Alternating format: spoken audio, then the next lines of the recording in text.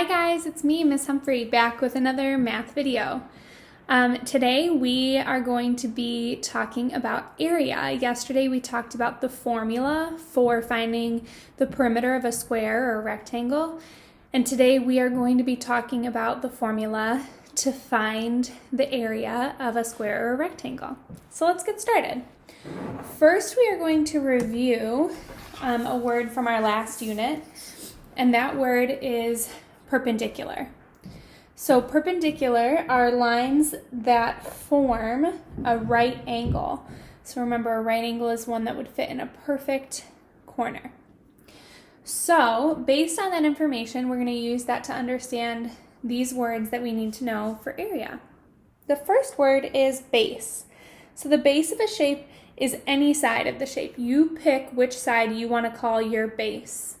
The reason we need to pick one side is because that will tell us which side is going to be our height. So the height of the shape is the line that's perpendicular to the base. So if we look at these shapes, for example, if I said this right down here was my base, think about what would be then my height. If this is my base, could this be my height? No, because those lines would be parallel. Could this be my height? Yes, because that would form a right angle.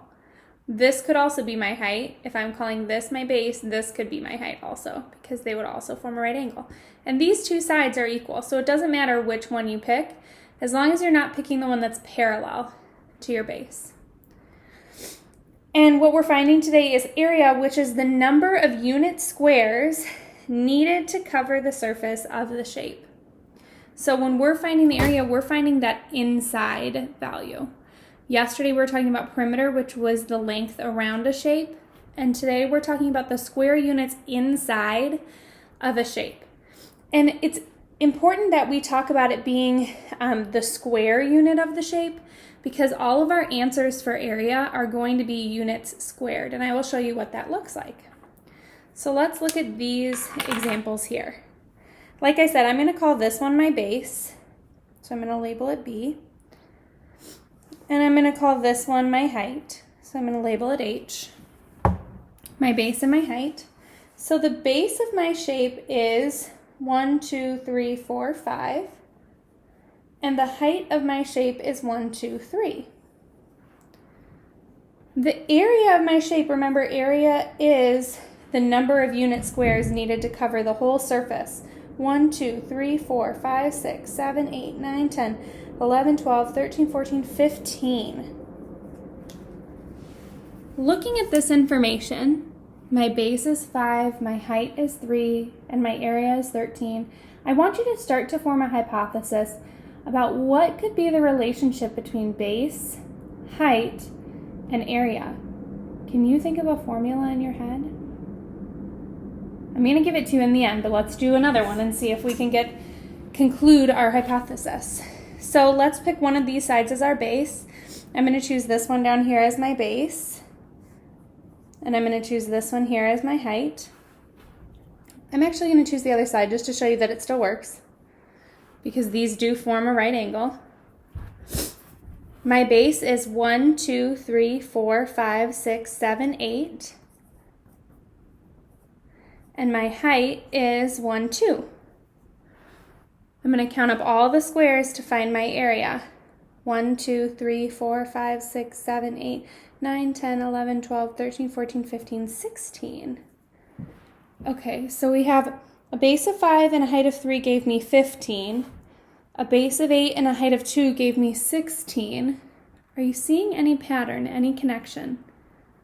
Let's do one more. I'm going to call this my base, and I'm going to call this my height. The base is 1, 2, 3. The height is 3. Can you guess what the area is? If the base is 3 and the height is 3, based on the pattern we have seen, 1, 2, 3, 4, 5, 6, 7, 8, the answer is 9.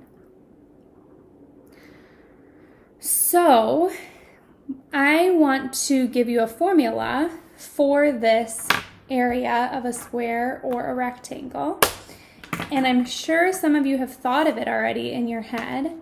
The formula to find area is base times height equals our area. So you don't need to, and you should not, count up all of these little squares. If you know the base is 5 and the height is 3, 5 times 3 is 15. If you know the base is 8 and the height is 2, 8 times 2 is 16. If you know the height is 3 and the base is 3, 3 times 3 is 9. You have found the area using multiplication. So let's do this with a few examples. Let's start with this one right here. And I have separated my board into my image and my work because I think yesterday it looked a little bit complicated. So let's try this out. I'm going to choose one side as my base. And remember, base can be any side of the shape. So I'm actually going to choose this side to be the base. So I'm going to write over here, base equals 13. So if I'm saying this is my base, which side has to be my height of the shape?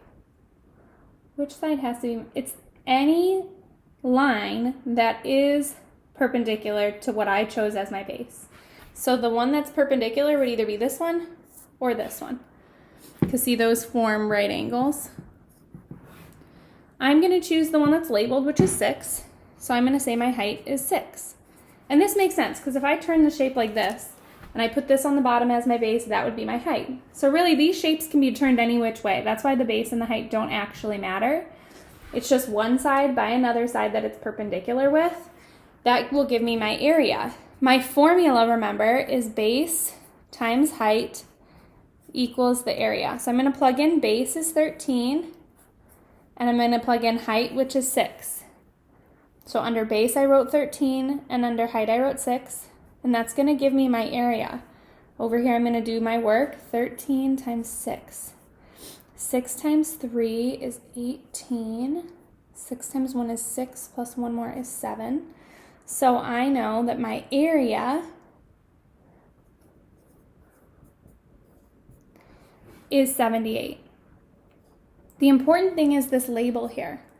It's meters, but when we talk about area, remember it is meters squared. So I'm going to put a tiny little 2 up in the corner.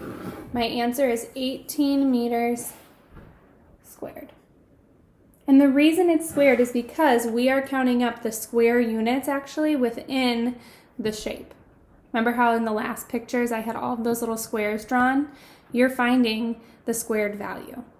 All of those little squares inside. Let's try another one. Let's do this one. This one right here, we have a shape that is a square, 30 on this side and 30 on this side. So my base is 30, and my height is 30. My formula is base times height equals area. So I'm going to plug in base, which is 30, and multiply it by height, which is 30, and that's going to give me my area. I'm going to do my work over to the side. I know a zeros trick, so I'm actually going to do 3 times 3 is 9, and then I had 2 zeros, so I'll put those zeros back on. So my area is 900 what? 900 feet squared. So I'm going to write F, T, and a little tiny 2 in the top. And that is my answer for the area of that shape, 900 feet squared. Okay, I want you to try this one on your own. I'm going to hold it up to the screen. I want you to pause and go ahead and try this one on your own.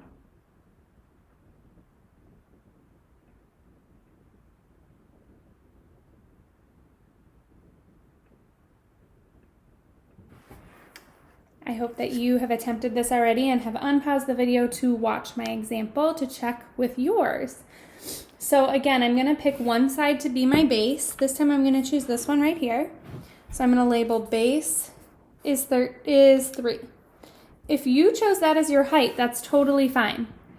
as long as you chose the opposite side, the parallel or the perpendicular side, to be the height. So I chose base of 13 and height of 14. As long as you're not choosing sides that are across from each other, you're fine. You have to choose sides that are perpendicular. So base is 3, height is 14. My equation is base times height equals area. So I'm going to plug in 3 for base. I'm going to plug in 14 for height. And that should equal my area. I'm going to go ahead and do my work over here. 14 times 3. 3 times 4 is 12. Carry the 1. 3 times 1 is 3, plus 1 is 4. So 42 is my area, but it's 42 what? 42 inches squared. Don't forget, make sure to check yours. Did you put inches and then that little 2 up in the top? Because our area always has to be a squared unit. Inches squared. And there we go. I will post some practice online as well as a Google form to check your understanding. So make sure that you do both of those. And if you have any questions, you can join my Google Hangout to ask me those questions tomorrow. Hope you guys have a great day. See ya.